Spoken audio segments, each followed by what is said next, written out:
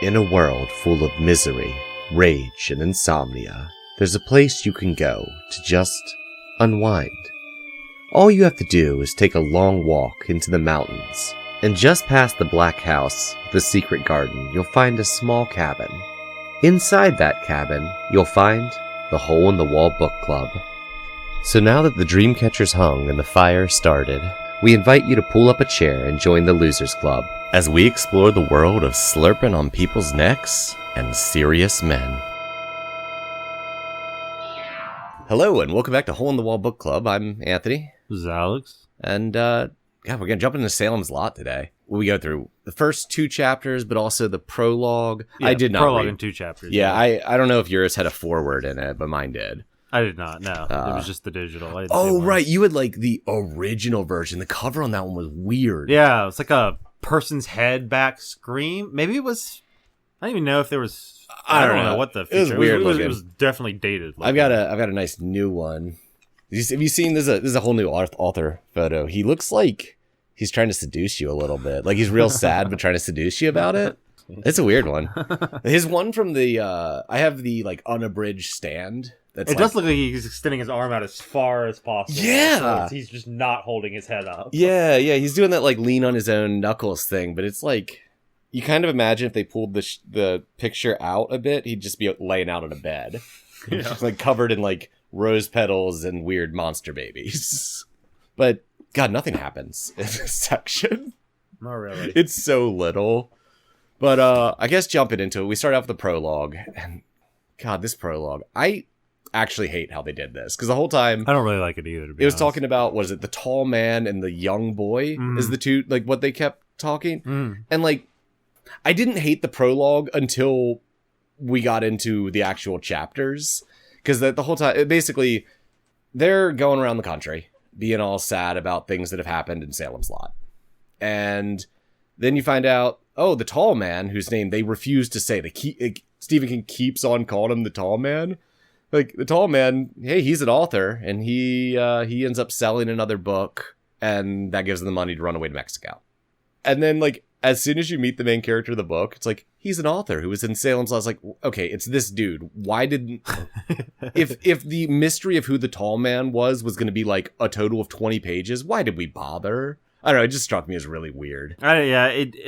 It actually went even so far as to kind of feel completely pointless, because what it actually also feels like, if that is the same person, is you got a weird ending at the beginning. Yeah. So so let's start as if we just read. We've not seen anything before we started this podcast. You start with Carrie. We're starting to read this. You can immediately start getting the idea that King maybe semi-enjoys semi-spoiling. Like, yeah. Because we talked about this as soon as we did Carrie. That's what Carrie was. Yeah. We obviously knew this because we knew the movie and you read it before. But if you were a fresh reader to this book, you pick up Carrie and you crack the page to 1 and it's like TK powers. Oh, I hope that wasn't a mystery to this book. Right. And this has the similar quality. Yeah, while the threat is still mysterious in this book, what went down. Ending it with knowing who gets out? Yep. Kinda. I mean, there is.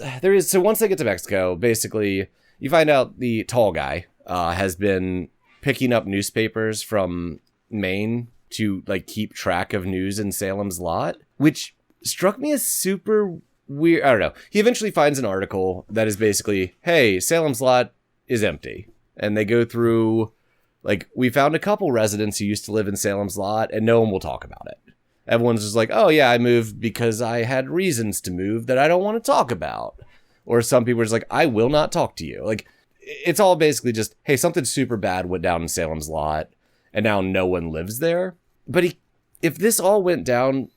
Okay, I'm probably jumping into theory crafting here a little too early because this is literally the prologue, but it gives you this impression that, like, this is after the events of the book, or at least part of the book, because the end of this epilogue implies they're going back to Salem's Lot. So I have a feeling this book is divided into 3 parts again, but we have real chapters, so yeah, step up. Yeah. And I have a feeling that, like, after part 1 or part 2, we're gonna kind of like, I think part one and part two were just one or the other. I don't know if it's going to be, I'm not sure where the split's going to be, but I think either part 3 or part 2 and 3 are going to be after the prologue. That's my guess. I can see that, actually. I think it's going to be, one of the, almost it-ish, where it's like, yeah, here's all the things that went down, and now we need to go do something else. That's the vibe I got off this. Oh, yeah, I can see that. But it just struck me as odd that, like, something terrible went down, enough that, like, this kid's traumatized, refuses to look at the papers, like, it was a weird thing where, like, the tall guy's like, yeah, he's super traumatized by all the events that went down. He breaks down if he even thinks about Salem's Lot. I'm going to keep leaving newspapers with articles about Salem's Lot out. Hope he reads them. Like, what are you doing, dude? Just let this kid move on. But, yeah, it was just a weird thing. But I guess that goes from the little boy joins the church. Yeah, something like that, I guess. I didn't understand if that meant he was like actually like, I'm going to like join the priesthood, or if it was just like, I'm an active member. Yeah, I didn't know what that was either. But yeah, he gives a confession, and that whole bit was interesting. I don't remember it, but it was interesting.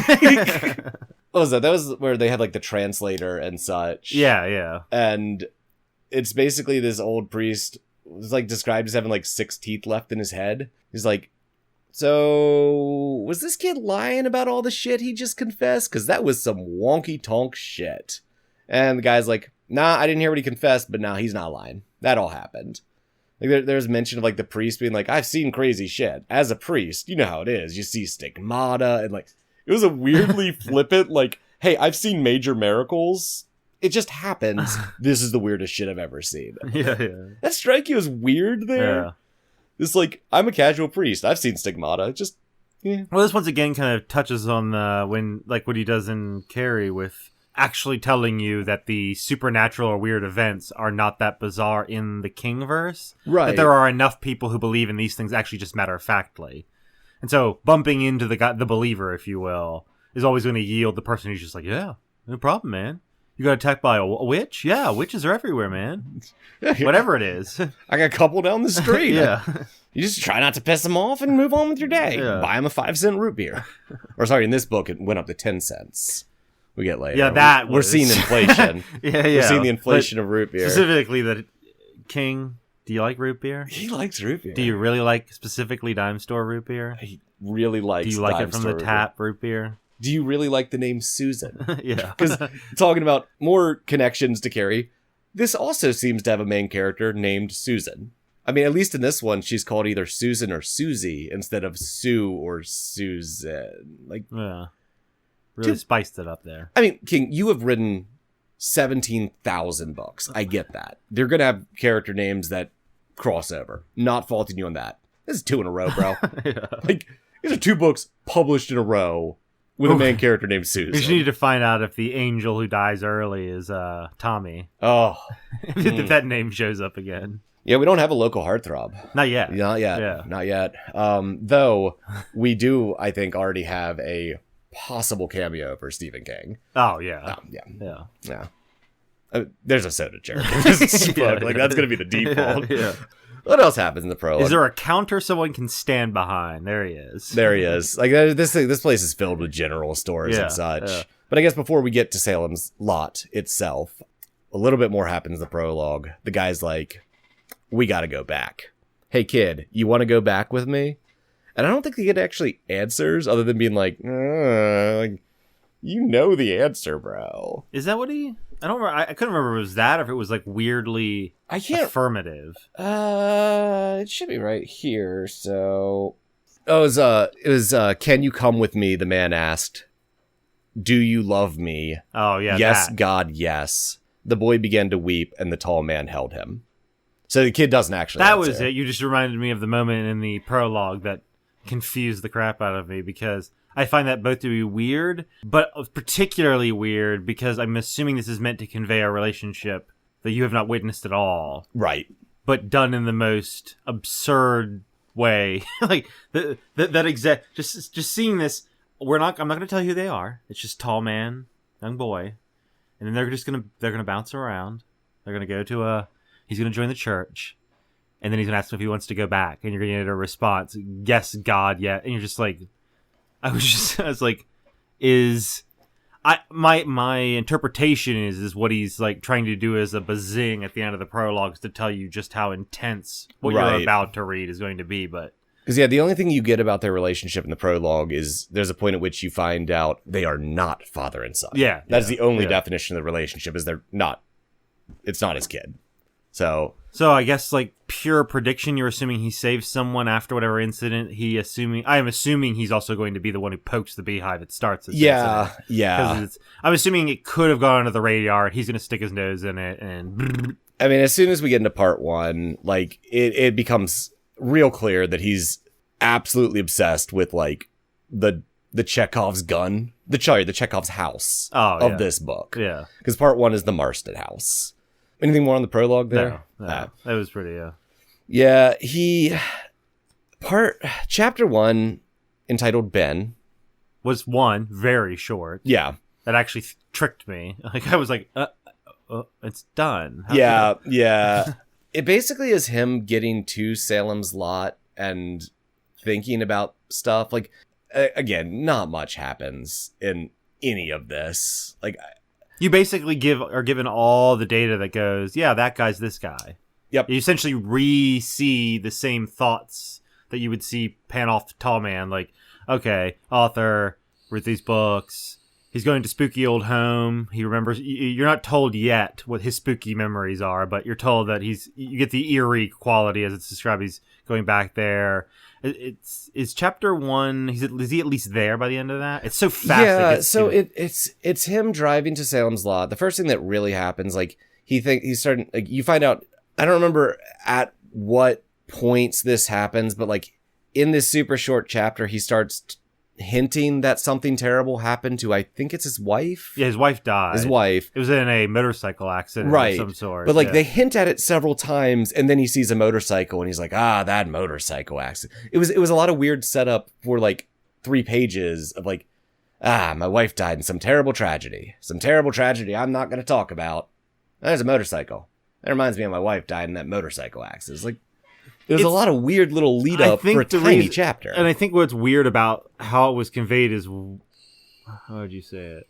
In a book, if this exact scene had played out in a movie, what would have padded it would have been mini flashbacks or them frolicking in a forest together, giggle. You would have been given some semblance of the attachment. The reason why it's weird in this book is as if he's giving you the movie scene. And that's it. Yeah. There should be tech. I felt like I should have been reading, like, my wife died, and then here's the bubble of my sad feelings. I mean, aren't I supposed to feel bad for him? But the way he interjects it, you're just like, I think it looks like he's gotten over his wife pretty easily, I mean, the very first thing he does is start hitting on someone. Yeah. You're given this weird... He brings it up... It's almost brought up as a guilt trip that's not even well conveyed, and then you just move on. Yeah, and then he sees the Marston house, and... There's talk about how spooky it is, so he drives straight past it and loops around to the other side of Salem's Lot to then come back to the Marston house. It was this whole... Well, it's even before that, because before even he does that, one of the key things he said he stole on the highway. And the big thing he makes the point about is as I was about ready to take that exit, I thought of passing that exit. Because he actually brings that up later in his thoughts of, or when he's talking to... Is that Susan? Yeah, that's Susan. Yeah. When he starts talking to Susan, he brings it up again. I almost passed here. I almost didn't come back. Yeah. I mean, this chapter basically establishes that some young kids on a motorcycle, I think they're going to be important. I think they're some of the bad guys. But they could have just been, hey, you need to know how she died here. Yeah. It establishes that his wife died in a motorcycle accident. At some point, I don't actually know the timeline. Say what that is. The thing you're saying could be something, which is that basically kids cut him off they cut him off, or is it just up the side past him? I don't know. They're on a motorcycle, they zip past him, and the chick, I believe, on the back flicks them off. Turns around and flicks them off, and he goes into weird detail about their helmets, I think, or some shit like that, how nice they or whatever, and that's what triggers the motorcycle thing. And that being how it was delivered does have some weird, like, something's piggybacking off of this. Right. Like, a motorcycle might be related to something down the road because it also killed his wife. And, like, we know that this is a vampire book. Like, let's not pretend like we don't know. And vampires and, like, motorcycle gangs, that feels Stevie King's. I mean, it's essentially, what is it? Lost Boys. Yeah. The movie? Yeah. Is that right? I think so. Because they're basically like a roaming... That's one I've They're only not seen bits biker, of. but they wear leather jackets and do the whole shebang as They're like vampires. vampire punk aesthetic. Yeah, exactly, yeah. That's what I was going for like my entire high school year, but no one ever picked up on it. Yeah. So, and then beyond that, we establish weirdly precisely the road layouts of this area. Oh, yeah. God. You find out what the city looks like. He tells you the two roads, describes it as a bullseye, and then goes into each quadrant. And like what cities are Which nearby. one's gross, which one's not. To the point I want to get like a main road map so we can start pinning these cities, because he's giving precise enough places to some real places that I'm like, oh, we can figure out exactly where Salem's Lot is. Oh, absolutely, yeah. Or find out like he just made up all these roads. He's like, I'm gonna use real cities and real roads, but they're not where I said it all. From there, I mean, not much else happens in this chapter. He looks at the Marston house. Oh, right, we do find out his connection to Salem's Lot, sort of. We find out that he lived here when he was a child. Oh, he does do the thing. For 4 years. Yeah, last time he was there, he was 7. And then now wasn't he 7 plus 25 or something like that? The way you get his age is by him piecing together. Because then he goes up to Susan and finds out she's that old, she's 25 or whatever, and goes, I thought you were 7 years. Which I couldn't tell if it was King being playing with something there. I didn't know why the age he left is the age gap between the two of them. Yeah. But, yeah. It was... I was left uncertain whether he lived here from like 7 to 11 or 3 to 7, because it was 4 years, right? I believe so. Something like that, yeah. I don't think you find out much about that, but we get back into that a bit later in the next chapter. That's it. It's in the movie, it's the obnoxiously long scene of the family when they slowly pull into a town, slowly pull up to the house they're moving in. That's what this chapter was. With the addition of, my God, that house freaks me the hell out. God, that house haunts my nightmares. I'm not going to explain why, but it haunts my nightmares. I should go see about renting it. I'm not going to go upstairs, but I'm going to rent it. Which makes for an amusing point later when he's talking to Susan, because then he finds out someone bought it, and they joke about who would buy it, and it's like, you wanted to rent it. Yeah, he points out, he's like, who would buy it? I was only thinking about renting it. Whoa. It's like, it's not any better. What is wrong with you? And then we jump into chapter 2, which is entitled Susan. Which is the appropriate name for this chapter, because it's essentially it's about Susan and him getting hooked up with her, I guess, essentially. They meet in the park. They're both reading books. She likes him and his work, asks him to sign it. She's reading one of his books. Yeah. Asks him to sign it. He makes a joke about how it's a library book. She says it doesn't matter. She'll pay for them to have a new copy, and she'll keep that one. The standard ogle back and forth between a fan and a person who's so awkward that only his fame would give him attention like this. Yep. Because I believe it's even described later, she even kind of goes, well, he's actually not necessarily the most attractive man. He's short, too thin, too pale. He's got a little matty black hair on his head, but she still kind of likes him anyway. This whole chapter, though, really felt like Stephen King just yelling about writing.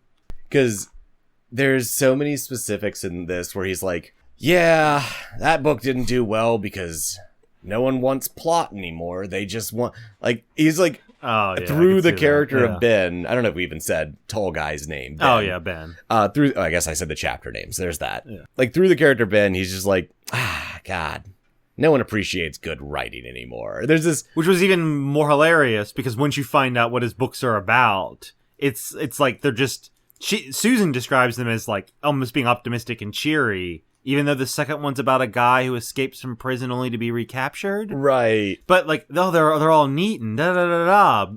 And then the one thing they remember that's raunchy about it is the guy's like, oh, there's like a prison rape scene and da-da-da-da that you'll now see. There's a point we'll get to where Susan's talking to her mom. Yeah.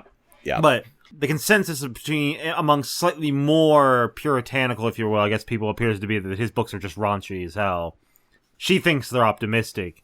In either case, I don't know if they sound like the kind of fiction that you would be making those kind of claims from, to be completely honest. Yeah. I would like to point out that his publisher, like Ben's publisher, is Random House Publishing. Which, make it even realer. Yep. I just showed the title page for Salem's Lot. Anchor Books, a division of Random House LLC. It's actually why I got into King when I was a child. My aunt works at the company that did all the printing for Random House. So when they got misprints, I'd get those. And yeah, a lot of my King books were just misprinted King books. One thing that really bothered me about this first meeting, it's such a dumb thing, was she asked him to autograph, and he pulls out a mechanical pencil. Oh, yeah. If I was like ran into a celebrity and was like, oh my God, please give me your autograph. And they're like, hell yeah, I'm going to take you out and hit on you and autograph this for you. And they pulled out a pencil, I'd slap it out of their hand. Like, who signed something with a pencil? Why do you even have a mechanical pencil on you? I mean, even if you're a writer, is pencil even what, like... I actually can't complain. I say that. I use pencils almost exclusively when I'm doing most of my writing. I don't know if you'd ever erase anything in a sense. But maybe, yeah, I guess. I mean, everything I write is pure gold, so maybe Stephen King's it's more like you lacks rapidly... my confidence. Yeah. Well, I mean, King does just knock the books out, so maybe, yeah. That's true. I saw a joke article title. I can't remember what site it was off of, but it was like Stephen King finishes the Song of Ice and Fire series while on the toilet just because he wanted to. It's just delightful. Oh, this is actually... I had a couple hours. I knocked out 27,000 words. This is actually a pretty good point to point out what I said I was going to say, I think earlier off podcast. And this is because it's right in the middle between chapter 1 and 2, which is that I remember seeing a quote where it was King saying that he likes to, paraphrasing the crap out of it, but he likes to have you develop a bond with people. That's why his books always start the way they do, and then throw hell at them so that it feels a certain way. 2 books in, I'm starting. There was always this weird element where that didn't feel like ever the case. Like I always watch King or something like that. The Mist was slightly different because I actually think I would suspect we haven't read it yet, right? But I would suspect that maybe that guy doesn't sound as. I can't have as much. He's not going to seem as sympathetic as he probably looked in the movie, right? But even that aside, he makes his characters. His people that are going to go through hell always seem just like goofy and duncy enough that I wouldn't go so far as to say slasher movie teens. You know, you don't care when they die because they're made absolute imbeciles of themselves. But like, it's as if the framing device he uses of this passive cosmic horror. I say it's passive in the sense that it's not, whether or not the entity or anything involved in the book is going to be Cthulhu or it or something. He always makes the environment feel like it's not naturally optimistic. Right. Like bad thing. And that in turn actually kind of always sort of made the people seem a little duncier than they, like, we made this comment when, in the Mist movie, when the guy hits his head off the thing when he goes out, you're like, that's totally King. He would point out someone doing something dumb like that. It happened several times in the It movie. Yeah, exactly. Both of them. There's several, like, oh, this dude just, like, completely unrelated, just looked kind of dumb because he screwed up something. That's such a King thing, yeah. And it works because it makes the people seem relatable, but there are times where it feels like the kind of casual sloppiness of the way people will function in order to have that element also make me, like, for example, let's just use, since we're on this, after reading the first 2 chapters, the interaction between Susan and Ben felt so bizarrely planned and just smooth and like cliche mixed in with the right level of weird that King always adds, that it actually kind of feels formulaic. I'm also injecting stuff I've already seen that we're not gotten to, but now I'm starting in a second book. I'm starting to get this like notice of this weird formula, and it's kind of deflating giving a crap about the people. Yeah, it really gives them this, like, the way he writes people is simultaneously relatable, but also feels like you're reading a newspaper article. That might be the best way to say it. So it's a detachment with a good, haha, I could feel that. I'm feeling that. Yeah, totally relatable. But at the same time, you're both being described in such a formula, because that's kind of the best way I could describe my opinion of the second chapter. Every time they came together and interacted, you were just like, because it wasn't even like everything. It wasn't even exactly the way you thought. Exactly. The thing though about the end of chapter 2, you're being given a tit for tat what you think's happening. Ben keeps pointing this out, though. Like, there's like a meta level to this where, like, I think it's at least twice in this chapter, because I think once he just thinks about it, he's like, that meeting was so perfect and so smooth. It's almost like fate. And he says there's this weird line I wish I'd highlighted, or like, I wish I'd like saved the page to read it, but it was something along the lines of like, but not like happy-go-lucky fate, like a cosmic meat grinder pushing us to where we have to be. Yeah, exactly. Which I had to say, we've talked about this a bit off thing, where I think The Shining is actually kind of that as a concept, but you know, whatever.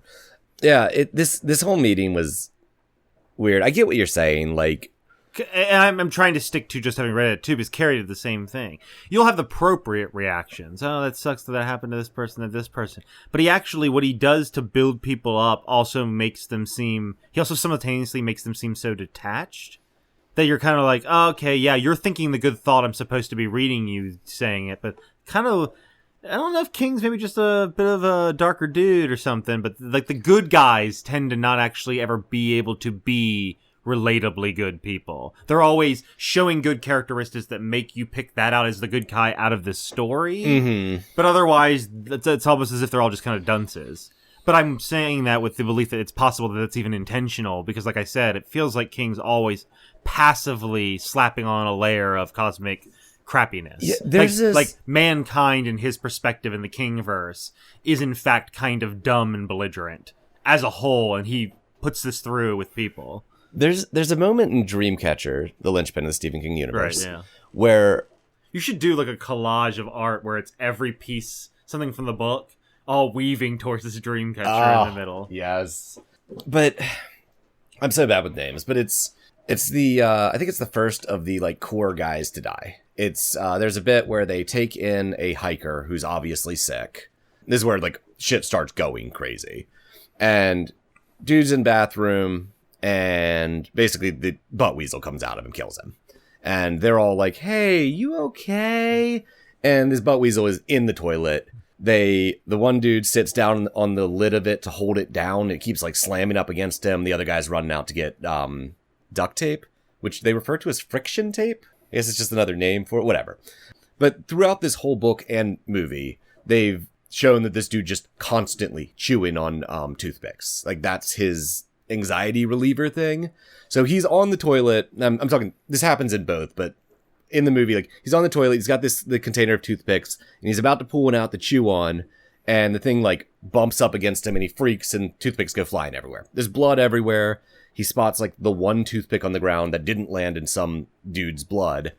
And basically the only reason he dies and the only reason Mr. Gray like infects the dude and this whole shit goes down is because he can't stop himself from reaching down to grab a toothpick, and it pushes him. It jumps up and knocks him over while he's off balance. Like, it was such a no.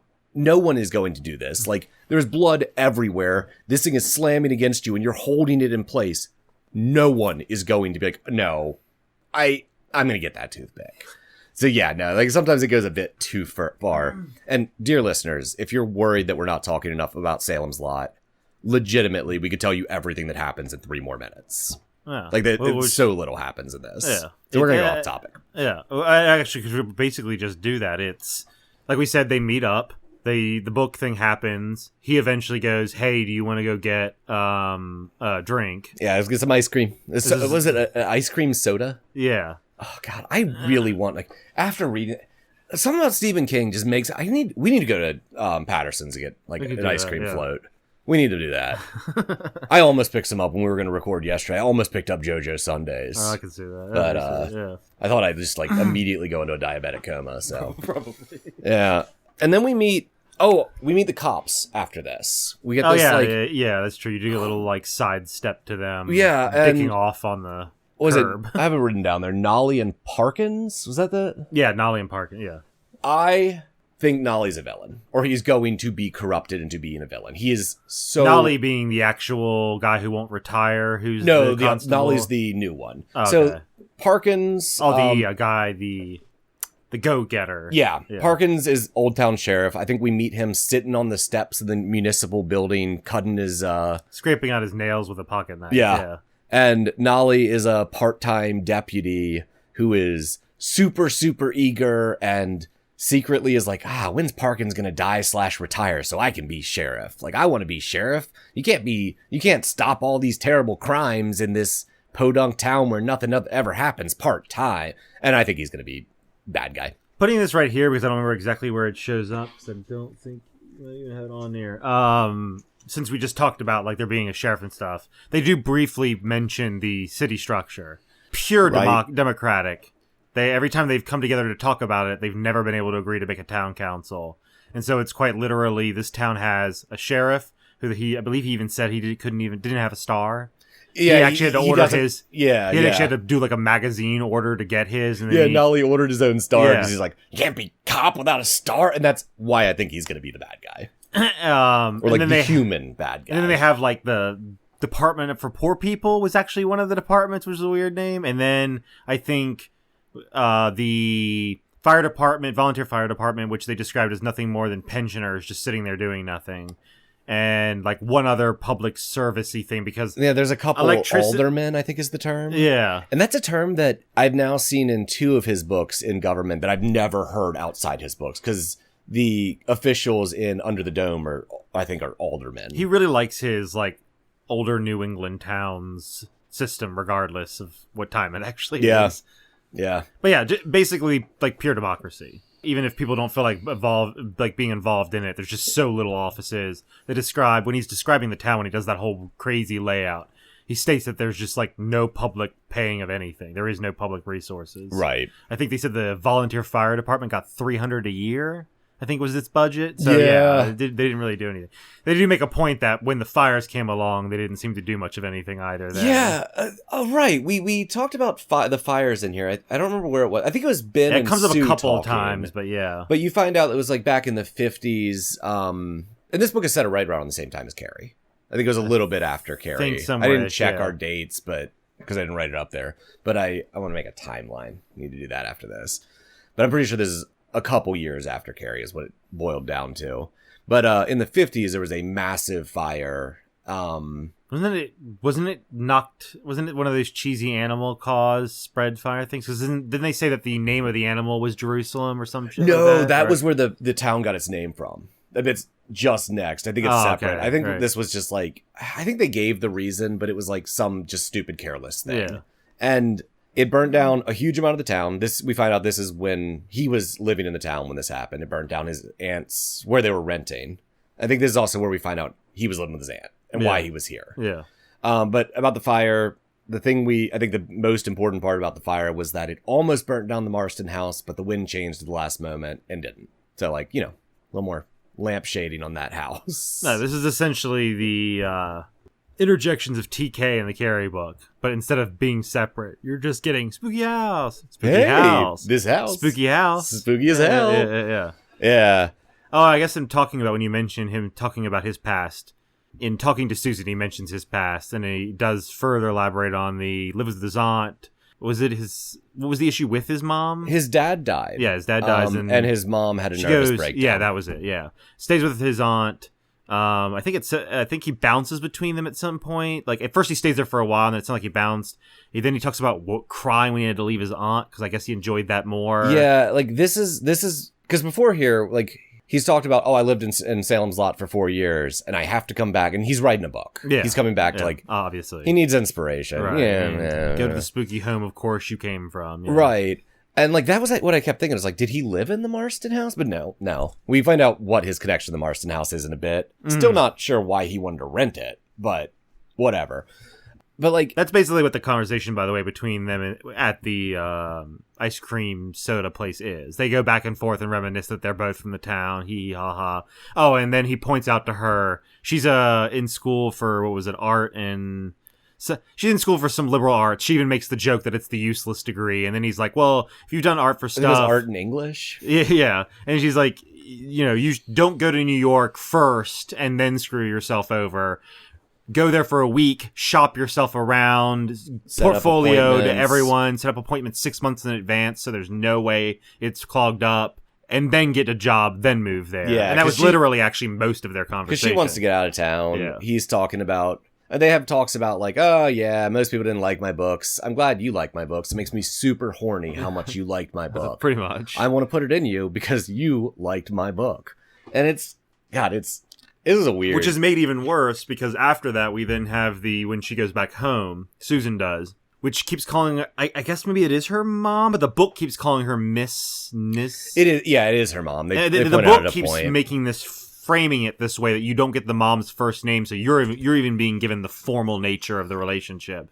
And basically it's hey, you're home, what were you up to, drops a hint. Basically she admits that she met the author, wants to see the book, does the standard motherly thing. What kind of guy is this guy? I believe that's actually where she recalls that he's not the most attractive. Right. Flips through the book, states that she remembers reading a review of this in the newspaper. It was raunchy and gross.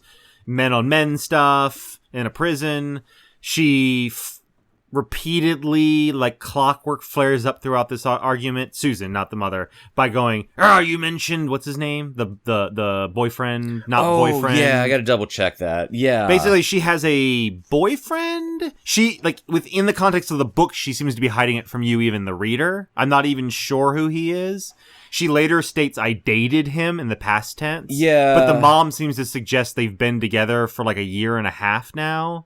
Floyd Tibbets, yeah. And every time she brings up Tibbets, it always describes Susan as like flaring up and getting boiling angry at it. Yeah, because Floyd comes up a little bit before, because he's part of the reason that cop scene's there. Oh, yes. Before the cop... Floyd also comes up a little bit later when in the car. The cop scene basically boils down to the two cops being like, hey, you heard there's a new guy around? Yeah, I heard he was down at the Marston house. I heard he was looking to rent it. I heard he was talking to Sue. Floyd's not going to be happy about that. Right, yeah. And it's just like, why do you guys know everything? I mean, it is the small town thing. Right. So much, but then, like, immediately after this, there was, I don't remember what it was, but I think Nolly asked Parkins something like, hey, did you hear that this guy sold his business to this guy? And Parkins was like, no, I hadn't heard about that. Like, but you know that this guy, like, stood on the Marston lawn for a while and stared at the house. And, like, it was just a weird little thing. And maybe also the focus that house might get. If you do anything with it, That's everyone true. knows. And then before Susan and her mom, we had one more scene where they're just like, let's talk about the history of Salem's Lot. And I loved this because the history of Salem's Lot is a pig escaped, went feral, and the pig named Jerusalem. And the farmer used to yell at kids, stay out of Jerusalem's lot if you don't want to get eaten or something like that. You want your guts to stay in your belly. That was it. Yeah. That was but it implied that he said it in some weird pig scowling sound. That actually might be, in the past, our cameo. I can see that. His only lines in the movie were, hey, don't go in there, that pig gonna eat you. And I'm a big fan of pigs. I was delighted to learn that this town, and therefore this book, were named after a feral pig.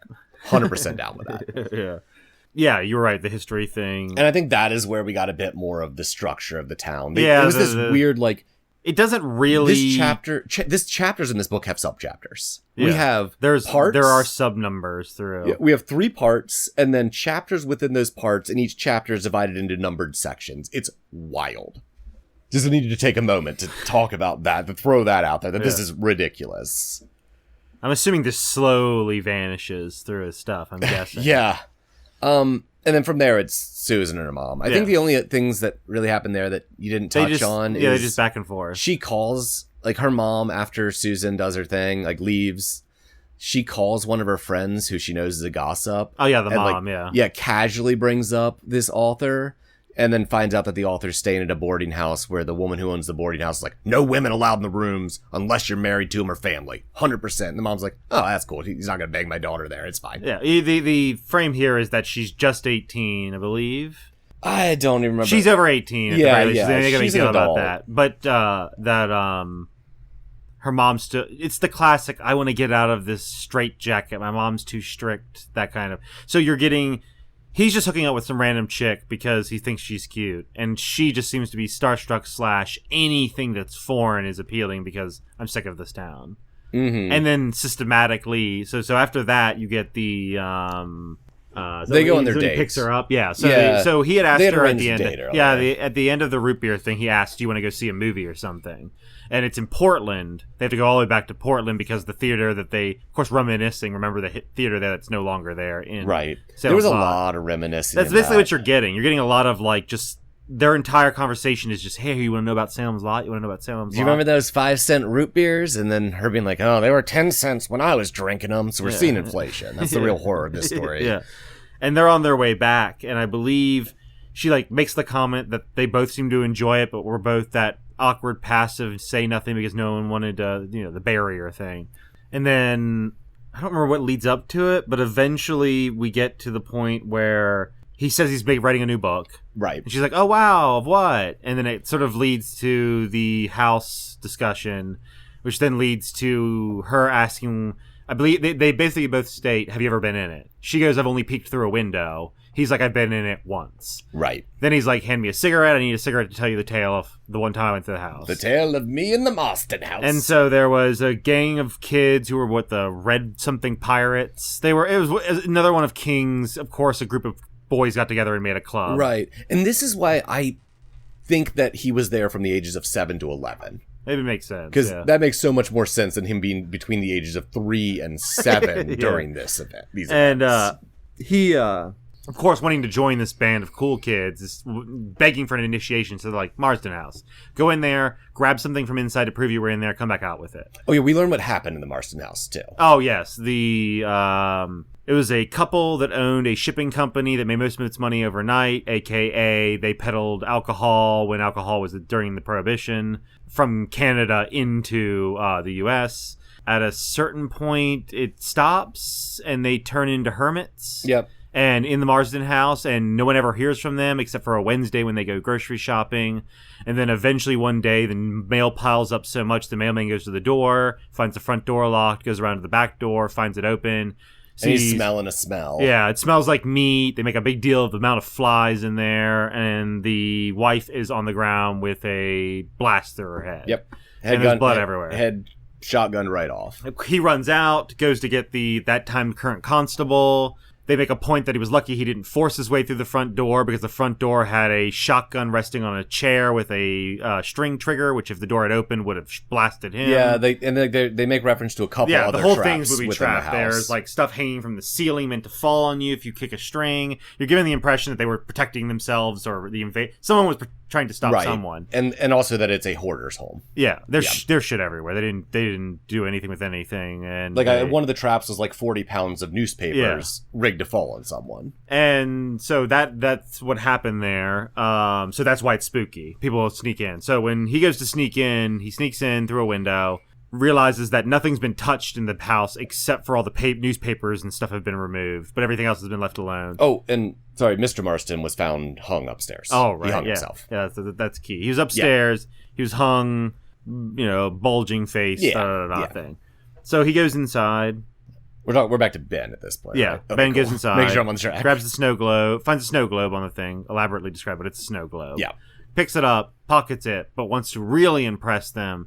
So he goes upstairs and books it down the hallway for the upstairs, which he states that he's like, at this moment, I probably would have run, but I really wanted to prove myself. So he runs down the hall, intimately describes what the door looks like, intimately describes opening the door. This is one of those climbing over the rafters. Exactly, I got the same vibe. The weird, unnecessary detail of a moment that, I guess you could say this is technically building to something unlike the rafters, but once the thing that occurs, the door meant nothing. It's not, it was just... Yeah, but it did feel less pointless here, because at least it was building tension to something exciting as opposed to building a bunch of tension to, and the buckets are in place, let's change scenes. So he pops the door open, and he sees Mr. Marsden hanging from the beam as if he were still there. Right. This is obviously years after the actual incident, but to him, he sees the guy still hanging in the spot he was hung.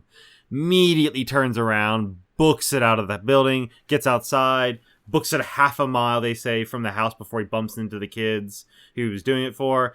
And at that moment realizes, oh, hey, I still have the snow globe. Here, I went in and gives it to them. And you assume he passes because that's literally like the last line you read. And in talking to Sue, you find out he still has the snow globe. Right.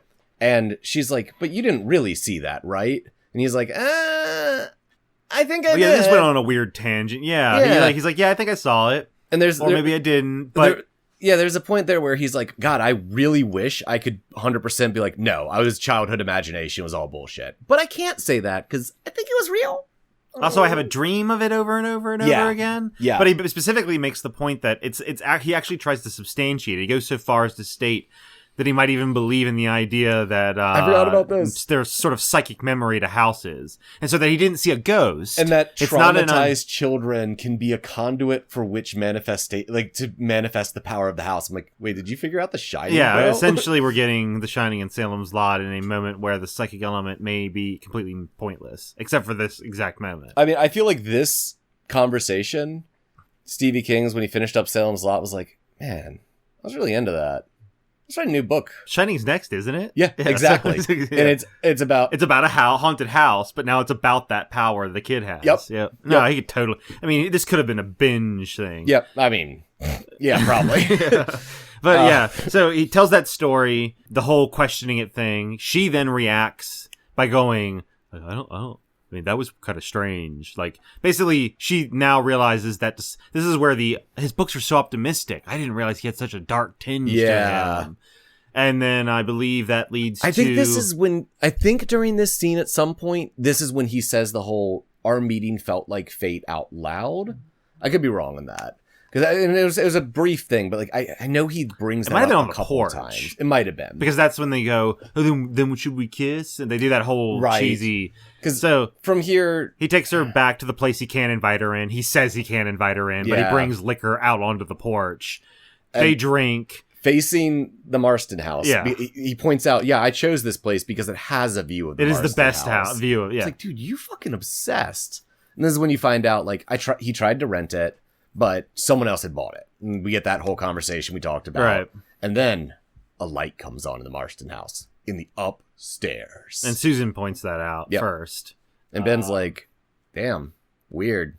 Let's make out. But it must be the guy who bought it. Yep. And then they go into a little spat of, oh no, because Susan points out it looks like a kerosene lamp. It's too yellow and too dull to be electricity. That was it. And they're like, well, he could have just if he knew he was going to buy it, he could have had the electricity set up beforehand. They get this weird little spat for a few sentences of just talking about whether this is electricity or a kerosene lamp, and then they just drop it.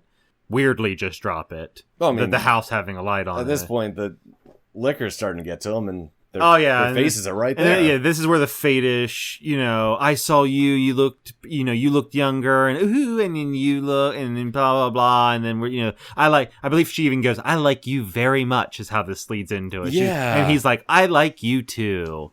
And then they both go back and forth, and she's like, just kind of cheesy acknowledgments of their fondness for each other, and then it ends in the whole, like, is this when you kiss? Sure it is, silly. And then they kiss, and then they intimately describe the fact that she says he didn't try to pull for tongue. Well, how did she word it? He didn't try to pull for tongue or... Hold on, I know what you're talking about because it was so weird. He really wanted to let us know how he did this. Oh, where was it? It was... Oh, yeah. He leaned over and pressed his mouth on hers with no attempt to draw her tongue or to touch her. Touch her, that was it. Yeah. And like, I don't know, it was an odd... That's this thing, like, I don't know if this is similar to Carrie where we made our predictions early on and then, you saw what happened. I don't know if this cheese is deliberate cheese or if I should be critiquing this as being kind of bad. We're in that same case again where Carrie Part 1 got carried hard by Part 2. And without Part 2 saving it, Carrie Part 1 actually reads like horse manure, to be completely honest, half the time. I don't know if we're being tricked again. I don't know if we're getting the cheesiest interaction between two characters in fiction just so we can be dunked, or if this is just really The only thing that leads King wanted me to tell a it, vampire story and just couldn't figure out how to start it. The only thing that leads me towards I think we're being tricked is the references to fate. I think that that's what I'm leaning towards. Because it seems he's self-aware of how cheesy this is. But I guess. We'll see. I don't also know if this is that annoying author power that King gives authors too, because he's an author. Yeah, like he's able to earlier in the story when he's I don't know if he does this in the car or if it is the thing where he says something. I think it's at the soda place. He says that entire line out loud of how he describes a particular thing, and she's like, "That's just like one of your books." And he's like, "I don't even know why I said that. Yeah. Why did I speak that way?" If the fate or any of this awkwardness is meant to mean something, it's coming across awfully more like not that fate in those two, but like fate in him. Goofy author powers, because the author's responsibility to find out secrets and tell us. Like beyond that, At some point in here, we find out that, like, Ben knew Floyd. Because he mentions Floyd as one of his buddies. Yeah. And she's like, I dated him. In the past tense. 100% in the past tense. Yeah. Also, it seemed like as if she said that, and then I think it even makes a point that she almost, like, tenses or something at that moment. Like, she's expecting him to react to saying that, but he doesn't even fucking phase him. Yeah, I think that, like, their relationship is, like, they're dating, but it's not exclusive. That's the vibe I'm getting. Or, like, she doesn't think it's exclusive. I don't know. Yeah, if I were reading it the most bluntly, it sounds like he wants this to turn into a full-blown marriage, and she's getting strung along because she doesn't want to, but that's the formality of it. Yeah. And then they decide, she invites him to, I think, her mom's for dinner. Because she mentioned 6 o'clock, because they eat early. Yeah, and then, like, this scene ends with her, I'm going to read this bit. It's Ben, she said suddenly, is your new book about the Marston house. He laughed and kissed the tip of her nose. It's late. She smiled at him. I don't mean to snoop. It's all right, but maybe another time in daylight. There's a bit more to that, but she leaves. Yeah. I forgot about that bit. That's why he wants to stay in the Marston house. Like, yeah. I'm looking for the crackers to go with all this cheese, basically, is what I'm waiting for. Mm-hmm. But I'm giving it the leeway because King does this. And we have the very last scene is he has the dream again, the first time since he got back. Although you are given one tiny thing in that, though. It does not mention right. The door. It states that when he sees the hanged man and turns around to open the door is locked. Right. He does not tell her that the door is locked when he has that dream. Yes. Yeah. And I'm assuming that's some foreshadowing that he's kept from her that might show up as a thing later. Somehow. I'm curious if it was different or if he kept out that detail. I don't know. The ... and it was locked kind of thing made it feel like it was as if it was. You were hearing that story all over again, and this was tagged onto it. It felt like he lied to her about that. As if he was telling her a creepy story and didn't want to convert it into his own. It's kind of like if I told you a nightmare I had and deliberately left out the part that was personally tinging to me because it's a personal element. Right. Like, I got attacked by zombies, and it was... I feel like that's what that was. Like, he told the story and was like, I don't want to tell you the door was locked because then it sounds like I have some unknown trauma that you need to worry about instead of just being a nightmare. All right. The door, like... Otherwise, it kind of just feels like that's what he's sort of insinuating with emphasizing it that much. I think how I read it, he's stuck my in there with it, read, which is not what really happened to him. The dream betrays the real life action. Yeah, my initial read of it was that the dream was slightly different in this way. This time, he doesn't know this, but because he's in that's Salem's possible lot. too. That's how I read it. I'm excited for this one. Like, not much happened, but I'm kind of happy about that. Like, Carrie felt so rushed. Okay, that's not true. Carrie was so little happened Carrie overall that there wasn't much time for setup because there just wasn't much to it. I'm in this book. I'm kind of wondering how much cosmic tone will leak in a very classic creepy story. Right. Like, how much is he going to just rely on it, on just like the fact that they're classic monsters, or is it always, or even in this environment, is he going to have sort of a cosmic-y? Because if you're talking about the fate and stuff like that, that's all those elements and the whole, he has to drop the shining bomb, like, these are all weirdly passive. I'm still going to keep talking about psychic stuff, even if this is just a standard vampire story. Like, I'm almost waiting for, like, it to be 99% vampire stuff, and then just one moment where he's like, oh, and I shouted out for Susan in his mind or something. Yeah. I mean, honestly, like, in a lot of his books that aren't explicitly about The Shining, that's where you get The Shining. There'll be, like, one moment, like Cujo. There's one moment where it's like, hey, scary dog, help me. You know? I'm curious about Floyd. I'm pretty sure Floyd's going to end up being a bad guy. He's got to be something. Yeah. Which actually, now that I'm saying that out loud, I'm not as positive about my guess on Nolly being a bad guy, because I don't... Unless we get like Nolly comes across to me as the guy who's going to die in a really stupid way because he's going to do something noble and it's going to end idiotic. That's what true. I feel like now. That's where he feels... He's not Tommy, but he feels like the Tommy... I mean to do well, and then he's going to die in the dumbest way we can possibly see in this book. Yeah, it's going to be his gun's going to shoot himself. He's going to trip and hit his head on a corner. He's going to fall, and that star he's so proud of buying is going to exactly. Like, stab he's going to go save someone's life, and in the act of doing that, kill himself in the dumbest way possible. He's going to get hoisted, most likely by his own petard. Yeah. On other characters that like we don't know who they are yet, I don't think we've met any children, so. No. We have no idea who this little boy is. I don't think so. Yeah, I'm excited to see what's coming next to this. Speaking of that, we're going to be doing chapter 3 and 4, I think is what we decided for the next one. Yeah. The chapter density, he seems to keep consistent across this book so far, in that they're not consistent. Yeah, Some chapters are huge, some chapters are tiny, few pages. So. And if we do 3 and 4 next time, that'll let us do 5, 6, and 7 the time before. That way we're not doing an episode that crosses parts. Right. Because that'll be a little weird. Yeah. Any predictions going forward? Like what we're going to get next? I think we're going to get something. I think another fire is going to supernatural. happen. I think it might actually be fire that he uses to beat it. And the town. Is that what the kid's confessing? They like burn people down? Maybe, yeah. Stuff like that.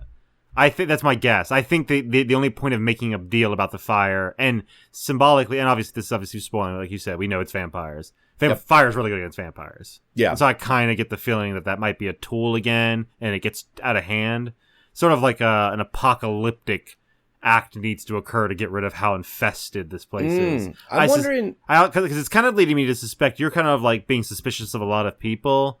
I would almost kind of go so far as to state that that might even be too little, because it could even be more spread out across like the whole town and shit like that. I know you recently watched the things, I think, didn't you? Is that what you watched? Salem's Lots? No, I recently watched both the new It movies.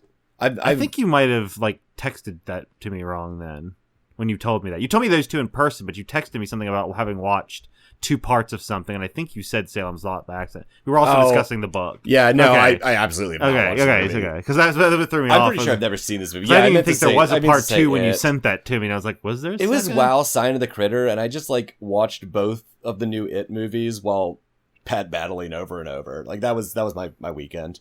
I want to talk about those at some point. We need to do movie stuff at some point. King, yeah. Maybe bonus content if y'all want to give us Patreon money. I was waiting for an answer, but no one's chiming up. So, ding ding ding ding ding ding. This isn't live. What? Am I bugged? No, we heard your call for help through The Shining. There we go. That's what we need to do. We need to shining it out. Oh yeah. So yeah. I like how there's always this weird awkward bit at the end. Like this is the main editing I have to do, is cut out this big chunk at the end where we're deciding whether we're done or not. Yeah. We done? Yeah. Cool. Chapter 3 and 4 next time. Yeah. Next time, the Hole in the Wall podcast. Book club. Yeah. We'll I hope we see someone die. No, I think in the next 2 chapters we're gonna start seeing like overtly supernatural stuff. Like not much of it, but I think we're gonna get into the horror bit, I think, in the next 2 chapters. A little bit. That's my guess. A Hole in the Wall book club. It's a glory hole, but for books. Yeah. Come open up your ear holes and see what we shove into it. And until your ears are full of our voices again, we've been Stevie Kings, and well, we haven't yet read the book. Yeah.